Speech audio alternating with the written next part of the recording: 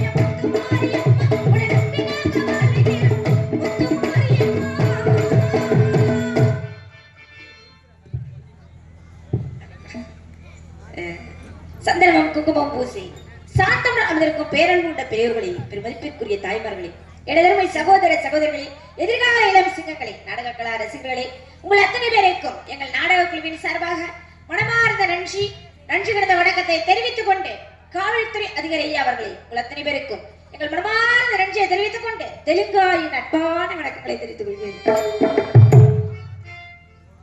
ஒரு நாடகம் சிறப்பு அமையணும் அப்படின்னா என்ன காரணம்? ஒரு நாடகம் சிறப்பு அமையணும் அப்படின்னா முக்கியமான காரணம் என்ன அப்படின்னா ஒளிபெருக்கு தான் காரணம்.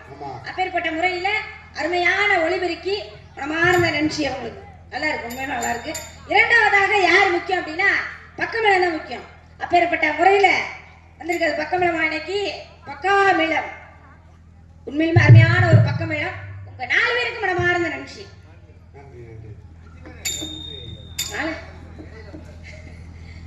4 பேருக்கு நன்றி சொல்லியாச்சு. உட்கார்ந்து இருக்க ரசிகர்கள் தான் முகம் பார்க்கும் கண்ணாடி அப்படின்னு சொல்லியிருக்காங்க இல்லையா? அதனால 3ஆவதாக யார் முக்கியம் அப்படின்னா மக்கள் தான் முக்கியம். அப்பேற்பட்ட முறையில இந்த மக்களுக்கு மனமார்ந்த நன்றி. ஆமா, அவங்க பூரா முதலாளி தான் நீங்க சொன்ன மாதிரி. நன்றி தான். ஒரு 2 மணி நேரத்துக்கு தான் பிடிச்சிருக்குன்னு நினைக்கிறேன். அவங்க தான் கை தட்டுறாங்க. ஆமா, காசா பணமா. ஆனா மனமார்ந்த நன்றி அவங்களுக்கு. ஏன்னா அவங்கதான் முதலாளி, நம்ம தொழிலாளி, வேலை செய்தான் வந்திருக்கோம். அவங்க எல்லாருக்கும் எதற்காக அந்த ஒரு நன்றியை சொல்லணும்னா, முதலாளியா இருக்க கீழே உட்காந்துருக்காங்க, தொழிலாளி நம்மள என்ன செய்யறாங்க, மேடையில வச்சு அழகு பார்க்கிறாங்க. அதற்காக அவங்களுக்கு மனமார்ந்த நன்றி சொல்லணும். அதற்கு அடுத்தபடியா வந்திருக்கக்கூடிய நடிகர்களா சாதாரணப்பட்ட நடிகர்களா புற ஜாமான்கள் எல்லாம் கரைச்சு குடிச்சவங்க. எதை ஒரு சொல்ற மாதிரி கரைச்சு குடிச்சவங்க அப்படி கிடையாது. அவர் சொல்ற மாதிரி கூழு. கூழுன்னு சொன்னா கேப்பாக்குள்ள கம்பாக்குள்ளான்னு சொல்லக்கூடாது. இந்த கதையினுடைய சாரம்சத்தை எப்படிலாம் கரைச்சு குடிச்சவங்க தான் இன்னைக்கு வந்திருக்கக்கூடிய நடிகர்கள். ஏன்னா எத்தனையோ மகமாய் நாடகம் பார்ப்பீங்க. நம்ம பகுதியில அதிகமா மகமாய் நாடகம் நடக்குது. இந்த விஷயத்த நான் பேசணும்னு நினைச்சுக்கிட்டே இருந்தேன். ஆனா அந்த பகுதியில இன்னைக்கு இந்த வாய்ப்பு கிடைச்சிருக்கு. என்னன்னா மகமாயி நாடகம்ன்றது நிறைய நடக்கு, நிறைய பார்ப்பீங்க.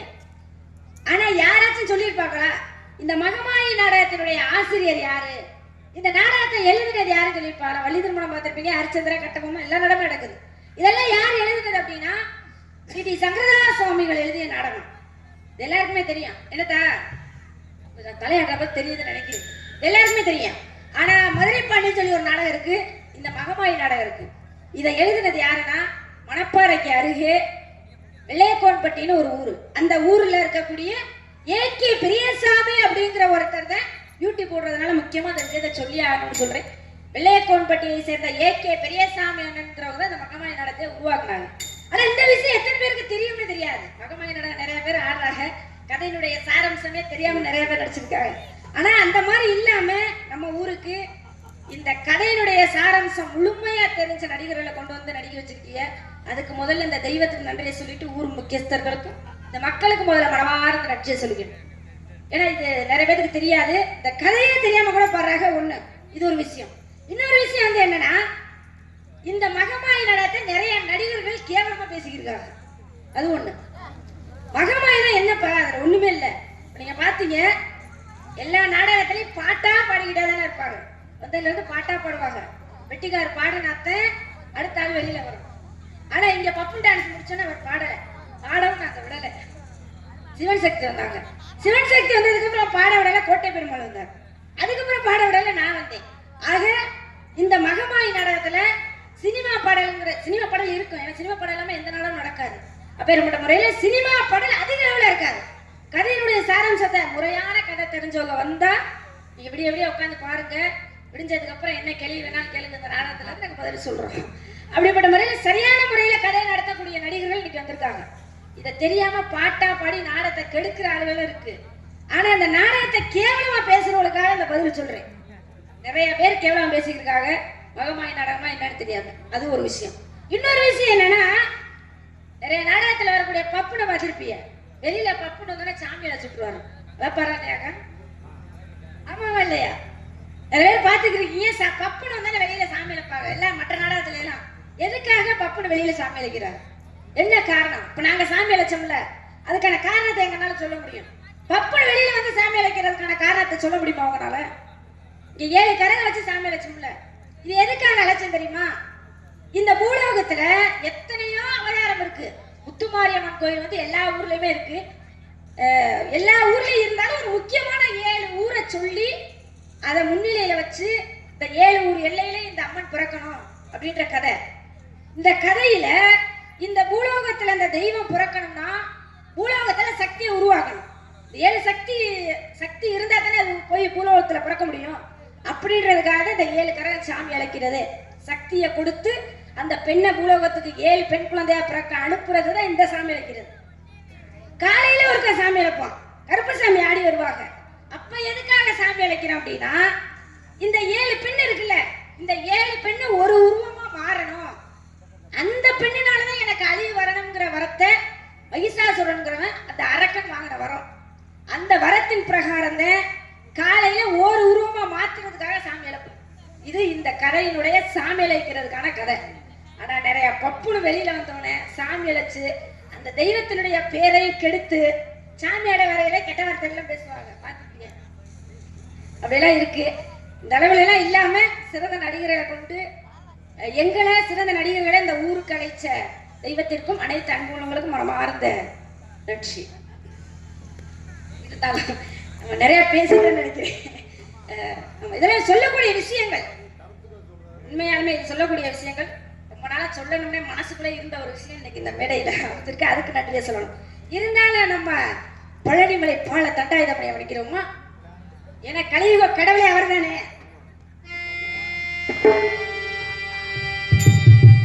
வருவாண்டி தருவாண்டி மலையாண்டி,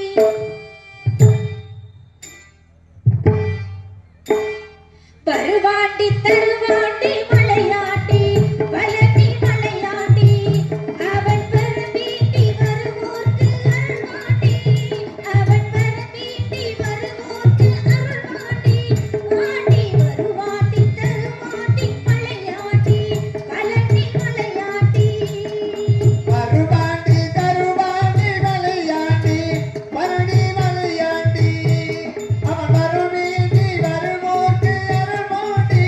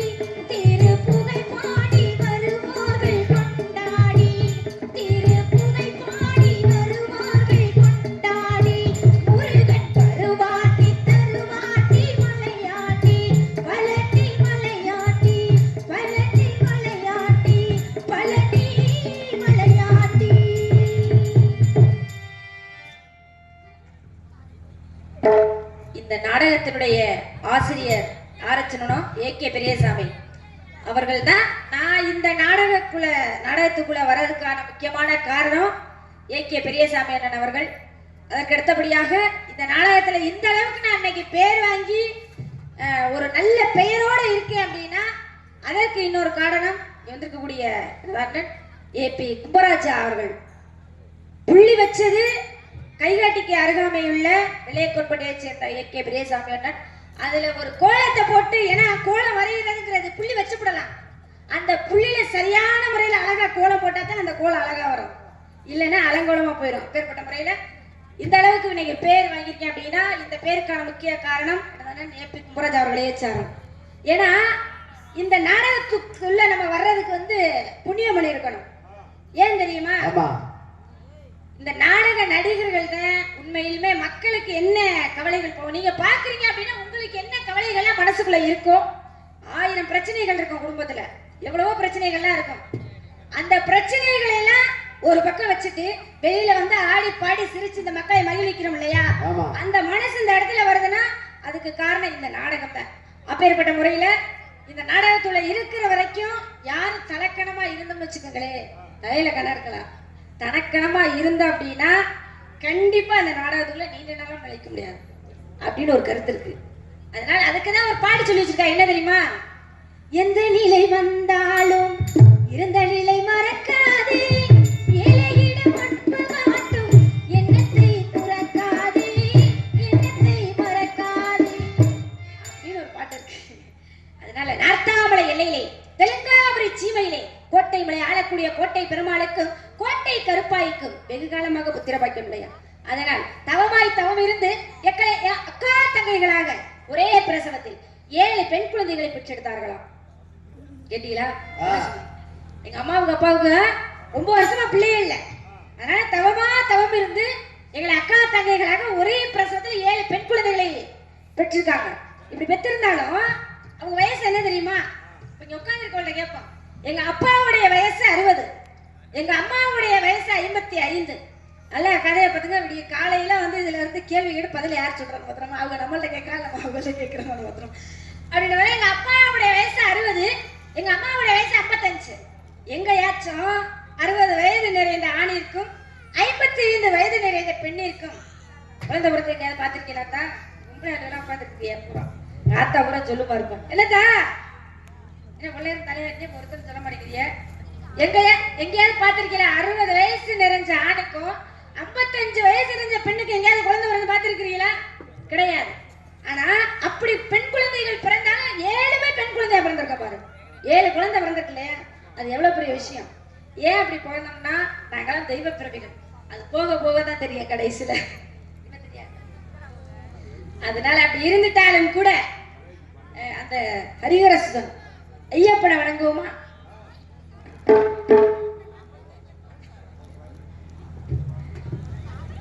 நீங்க நினைக்கிற என்னடா அந்த பிள்ளை வந்ததுல இருந்து சாமி பாட்டா பாடிக்கிறீங்க, எந்த ஒரு காதல் பாட்டுமே பாட மாட்டீங்க அப்படின்னு நினைக்கலாம். ஏன்னா காதல் பண்றதுக்கான இடம் இது கிடையாது. நான் காதல் பண்றதுக்காக வரல. பிறப்புடைய காரணம் என்னன்னு இப்ப நான் சொல்ல முடியாது, பின்னாடிதான் தெரியும். இப்ப இந்த நேரத்துல சொல்லக்கூடாது. ஆனா சின்ன பிள்ளைங்க சேர்ந்து விளையாடுறோம், அவ்வளவுதான். சின்ன பிள்ளைங்க தான், சின்ன வயசு, 5 வயசு அறியாத பருவம்.